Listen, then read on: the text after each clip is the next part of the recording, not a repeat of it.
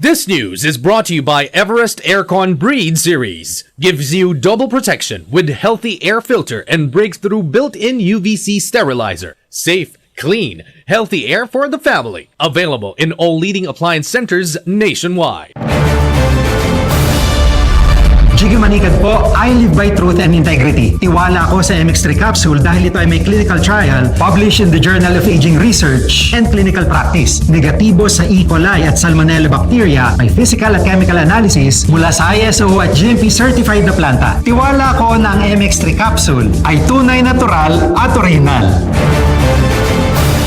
Mahalagang paalala, ang MX3 capsule ay hindi gamot at hindi dapat gamiting panggamot sa anumang uri ng sakit. MX3 capsule helps avoid pain discomfort. Iwas sa sakit. Mula sa #1 Smart Dishwashing Paste. Ang galing-galing mo! Smart Dishwashing Paste ko! Pritong ulam na masebo, plato at kaldero.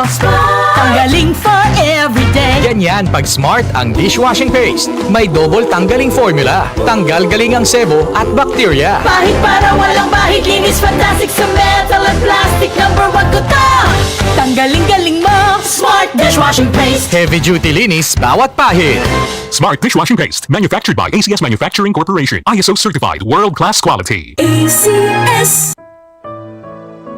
Pagbasa sa Aklat ng Kawikaan, Kabanata 13, Talata 1 hanggang 25. Ang anak na may unaway nakikinig sa kanyang ama, ngunit walang halaga sa palalo ang paalala sa kanya. Natatamo ng mabuti ang bunga ng kanyang kabaitan, ngunit ang ninanasan ng masama ay puro karahasan. Ang maingat magsalita ay nag-iingat sa kanyang buhay, ngunit ang taong madaldal ay nasasadlak sa kapahamakan. Ang tamad ay nangangarap ngunit hindi natutupad, ang hangarin ng masikap ay laging nagaganap. Ang taong matuwid ay namumuhay sa kasinungalingan, ngunit ang salita ng masama ay nakakahiyang pakinggan. Ang mabuti iniingatan ng kanyang katuwiran, ngunit ang masamay ipinapahamak ng likong pamumuhay. May taong nagkukunwang mayaman subalit wala naman, ngunit ang iba'y nag-aayos mahirap bagaman sila ay mayaman. Ang yaman ng isang tao ay pantubo sa kanyang buhay, ngunit sa isang mahirap, ito ay hindi nakababahala. Ang matuwid ay tulad ng maningning na ilaw, ngunit ang masama ay lamparang namamatay. Ang kapalaluan ay nagbubunga ng kaguluhan, ngunit ang pakikinig sa payo ay nagbabadya ng karunungan. Ang kayamanang tinamo sa daya ay madaling nawawala, ngunit ang kayamanang pinaghirapan ay pinagpapala. Ang matagal na paghihintay ay nagpapahina ng kalooban,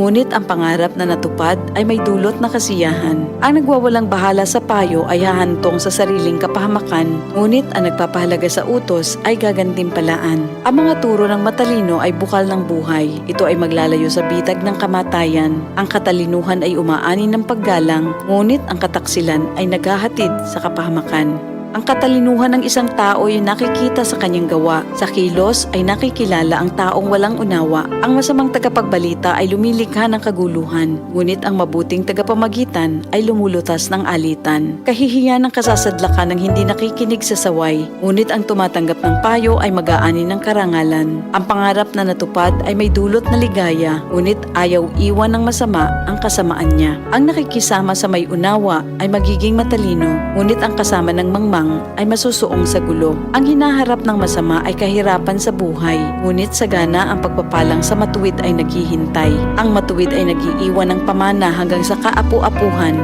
at sa matuwid na uuwi ang naipon ng isang makasalanan. Ang bukid ng mahihirap may pangakong kasaganaan, ngunit ito'y nasasayang dahil sa kawalan ng katarungan. Mapagmahal na magulang, anak ay dinidisiplina. Anak na di napapalo, di mahal ng magulang. Ang matuwid ay sagana sa lahat ng kailangan, ngunit ang masama ay palagi namang nagkukulang. Ito ang salita ng Diyos.